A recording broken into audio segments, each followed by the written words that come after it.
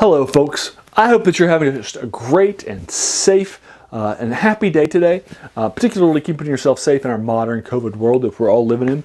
Today I'm taking a look at Terry Brooks' Wizard at Large, and this is the third book of a trilogy that I've been looking at. This is, I started it with The Magic Kingdom for Sale Sold, and then The Black Unicorn, and now this book is going to finish us up and take us home. Now, this series is, I think, Terry Brooks is at his best.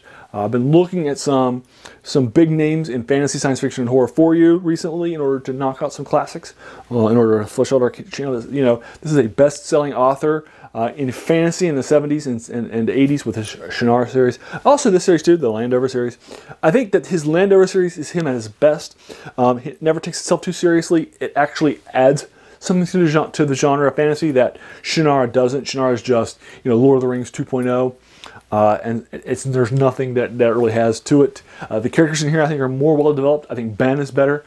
The protagonist is better than any of them, better and more realized and more actualized and better written by the author than he is by the other things. And that's because he's a trial lawyer who has gotten so blasé with the world and so upset at the direction that trial lawyering is going, because he considers himself one of the good guys, that he has actually spent $1 million in the first book and bought a Magic Kingdom. But unfortunately, the Magic Kingdom was not... It was a Magic Kingdom, all right. It just wasn't a very good kingdom. The king hadn't been there for decades. It didn't have any money treasury, no soldiers, it only had a handful of servants. The wizard can never get his magic right. The scribe was a dollar that had been transformed by the magic of the wizard that had gone astray. And those sorts of things were happening at the time. And now he has to build a kingdom out of it. And so forth. And then there's the sequel to Black Unicorn, which we've already looked for you too, in which our three main characters are all each going on dream quests, and we'll inspect how they sort of impact with Landover. And now we're going to finish the first trilogy. There's some sequel books that'll come too, but we're going to finish that with Wizard at Large. Now, I've already set up for you basically the key sort of storyline of Wizard at Large by giving you the sort of basic details. What's going to happen with Wizard at Large is that our main court wizard has finally come across some magic that will return Abernathy to his human form. He's been living as a dog for years now, and so now he's actually going to be able to go back to human form. But while he's casting his magic spell, Cluster Thews sneezes. And because he sneezes, the magic goes awry, and the dog is sent to back to Earth, the home of our main character Ben, and it has swapped with this bottle that has this infinite, which is particularly evil, vile, and nasty thing. So they have introduced this nasty magical artifact to Landover that they now need to figure out and suss out and take care of, while also trying to find out where Abernathy is and bringing Abernathy back to the kingdom. Abernathy can't get back to the kingdom.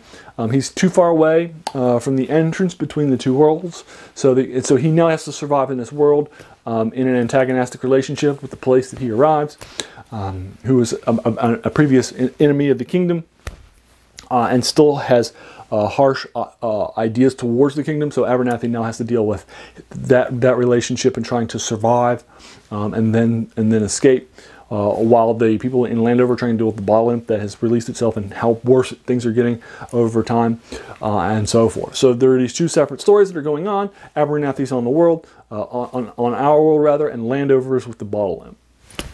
And those are both very interesting. Again, this series never takes itself too seriously. There are jokes, there are laughs, you're going to have fun. I consider it sort of like The Hitchhiker's Guide to the Galaxy of fantasy. It's a little less jokey and a little more serious, but it takes itself seriously. It's plotted well. It's well done. It has a lot of fun things that happen in it, and so forth. And it's a breezy read. I read it when I was in high school. I've been going back to some of the books that I read in high school, but I haven't read since to see if I still like them or if I didn't. And I still do like this series, and this book is also particularly good too. So there you go. I'll go ahead and leave you to it. That's Wizard at Large for you. I'll go ahead and link you to it on Amazon in the comments below. Have you read Wizard of Large? what'd you think about it if you did? What'd you think about this video? Did you agree or disagree with anything from that I was talking about, or the novel itself, or if you want to talk about some of the specifics? I try to keep my synopses very, very review light, but this is a good book. It's very well written. Again, it's Terry Brooks at his best stuff, and his best writing. He's 10 years into his career now. He knows how to write. I think that this is just by far his best series, and his best works are in the series.